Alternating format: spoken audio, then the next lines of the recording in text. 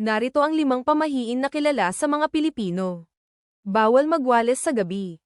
Ayon sa pamahiin, bawal magwalis sa gabi dahil maaaring magwalis ng swerte o magtulak ng malas. Sinasabing ang paggawa nito ay maaaring magdulot ng pag-aaway o hindi magandang pangyayari sa pamilya. Bawal magpakat ng mga kuko sa gabi.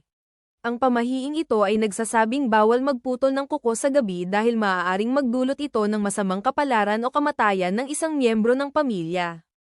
May mga naniniwala na ang pagkakaroon ng maayos na kuko ay nagsisilbing proteksyon laban sa malas. Bawal magigib ng tubig sa 10 oras ng gabi. Ayon sa pamahiin, bawal magigib ng tubig sa 10 oras ng gabi dahil maaari itong magdulot ng mga engkanto o espiritu na magdudulot ng kapahamakan. Pinaniniwalaan din na maaari itong magdulot ng kalungkutan sa pamilya. Bawal magpasimuno ng usapan tungkol sa mga patay.